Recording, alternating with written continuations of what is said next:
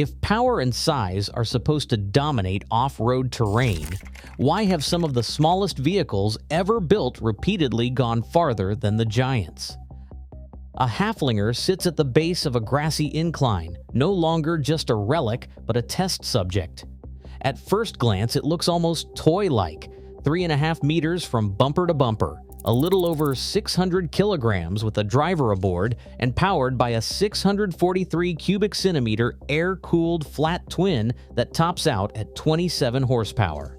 Yet this ultralight Alpine machine is about to attempt what routinely stops trucks 3 times its size.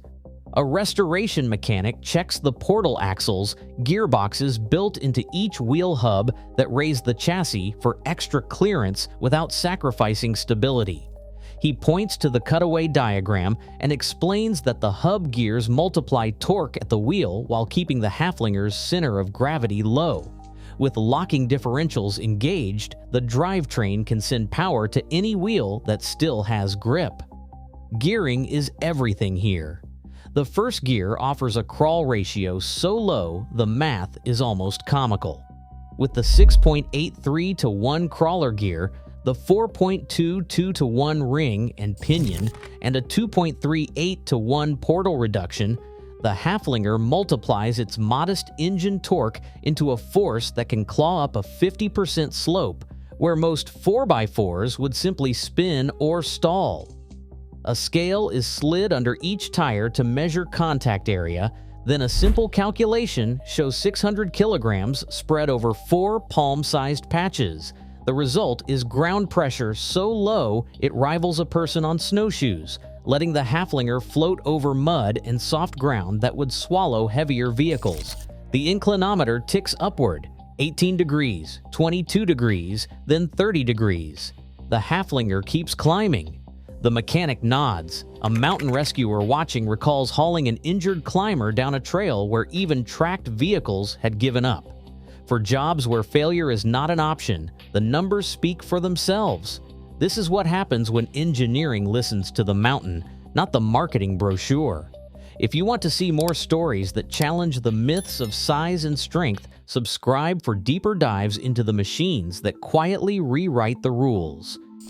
In 1954, the West German Army issued a challenge: design a nimble off-road vehicle that could serve as a new standard for military mobility. Porsche answered with the 597 Jagdwagen, a compact, all-terrain prototype that looked nothing like the lumbering trucks it was meant to replace. The Jagdwagen measured just under 900 kilograms, powered by a 1.5-liter flat-4 engine producing around 50 horsepower. Its sealed body allowed for river crossings, and a fully independent suspension gave it the agility to scramble across snow, mud, and rocky slopes that bogged down heavier rivals. During the Bundeswehr's evaluation trials, the Jagdwagen's lightweight and compact frame became its greatest assets. Where larger military prototypes struggled to maneuver through tight forest trails and soft ground, the Porsche slipped through with minimal effort. Test records from the mid-1950s show that despite lacking the brute force of its competitors, the 597 consistently outperformed them in agility and versatility. Only about 70 units were ever produced, making the Jagdwagen one of Porsche's rarest creations, a brief but telling experiment in military design. A Porsche historian sums up the verdict: the Jagdwagen proved that in real-world conditions, compactness and purpose-built engineering can outmatch sheer bulk. The military's own trials confirmed what mountain rescuers and farmers had already learned: the smallest machines, when designed to fit their environment, can go farther than the giants. Different uniforms, different missions, but the same physics, quietly rewriting the rules of mobility. A narrow farm lane cuts between rice paddies, barely wider than a garden path. In Japan's countryside, this is not an exception. It's the rule. By the early 1960s, the Ministry of Transport's kei-class regulations had drawn a hard line: no more than 3 meters long, 1.3 meters wide, and 360 cubic centimeters of engine displacement. The intent was economic recovery and urban efficiency, but for engineers, these limits were a dare. Could a truck this small actually work? The Honda T360 answered with a 356 cubic centimeters inline 4 engine that revved to 9,000 revolutions per minute, squeezed under the hood of a pickup just 2.99 meters from bumper to bumper. 30 horsepower might sound modest, but on a path where a full-size truck would wedge itself tight, the T60 glided through, hauling produce and seed to fields unreachable by anything larger. The Suzuki Carry followed in 1961, packing 359 cubic centimeters in a 2-stroke engine under a body so compact it could U-turn in less than 4 meters, less than the width of many village intersections. This wasn't just clever packaging, it was survival. Farmers needed to snake between terraced paddies, duck under low-hanging wires, and pivot in cramped barnyards. Kei-class rules didn't just limit, they unlocked new forms of utility. A rural driver, hands rough from work, could steer a carry through a muddy S-curve that would stop a delivery van cold. Every centimeter of length saved, every kilogram of weight trimmed, meant one more row reached, one less rut left behind.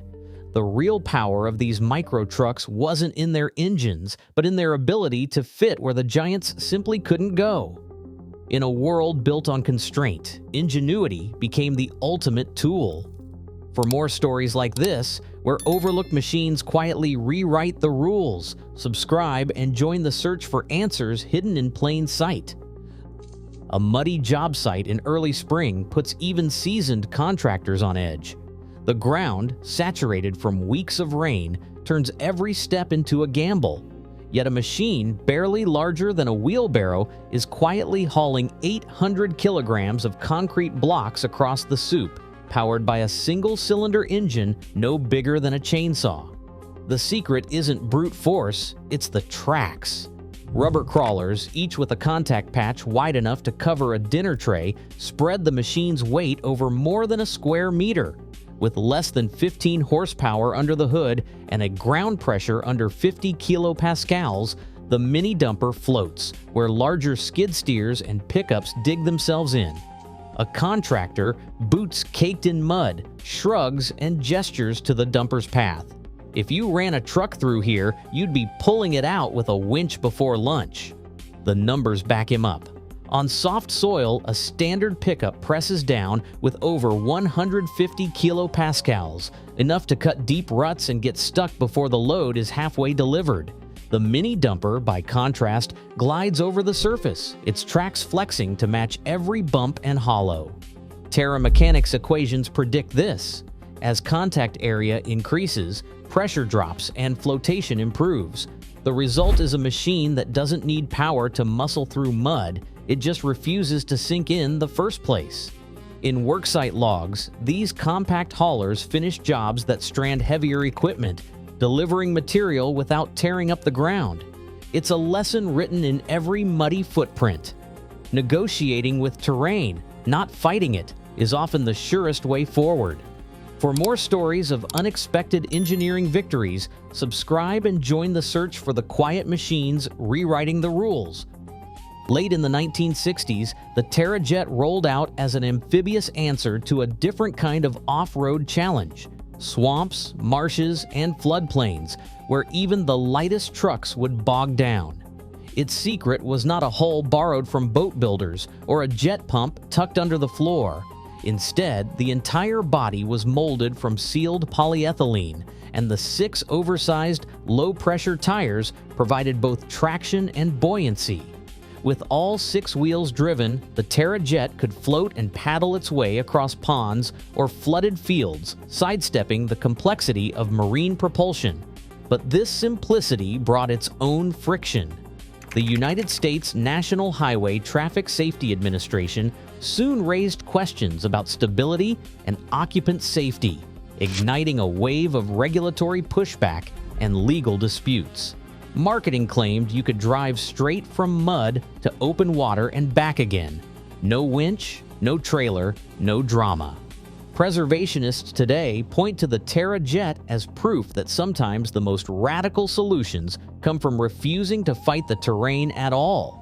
Its lineage can be traced through decades of low-pressure, terrain-adapting vehicles that prioritized environment over excess.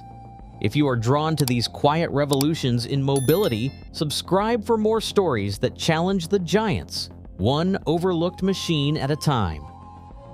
A French designer stands beside a machine that looks, at first, like a typical all-terrain quad. But beneath the minimalist bodywork, the Lazarus Amphibious hides a hybrid secret, a compact ATV platform scaled for 1 or 2 riders and fitted with a water jet propulsion unit. On land, it moves with the agility expected from a lightweight four-wheeler, short wheelbase, low center of gravity, and a curb weight that keeps it nimble on trails. When the terrain turns to open water, the jet drive engages, pushing the vehicle across lakes and rivers without the need for a bulky hull or heavy outboard motor. The designer explains the rationale.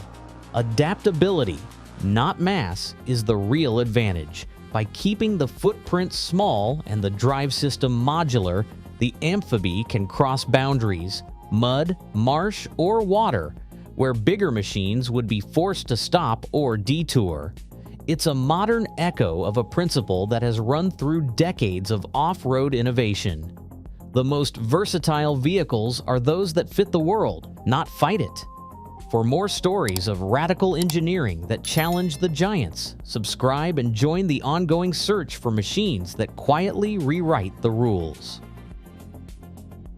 A row of young tomato plants stretches beneath glass, the soil undisturbed and roots thriving close to the surface.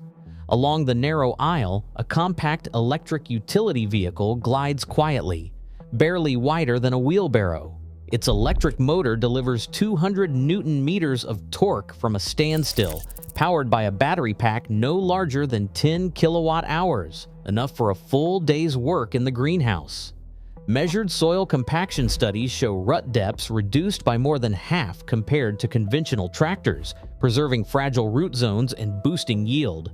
A greenhouse operator, hands on the controls, points out that the lightweight chassis and instant torque let them maneuver between rows without tearing up the ground.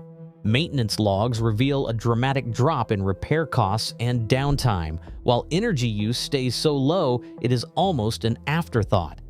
For this operator, the real win is not just efficiency or silence. It is the freedom to work with precision, protect the soil, and keep every plant in peak condition. The smallest machine once again outperforms the giant by listening to the land instead of trying to conquer it. Right now, urban density and fragile landscapes demand agility over brute force. As emissions rules tighten and farms shrink, precision-built machines, often under 700 kilograms, keep outperforming giants where it counts. The future of mobility may belong to the small, the nimble, and the ingeniously engineered. Subscribe for deeper stories beneath the surface.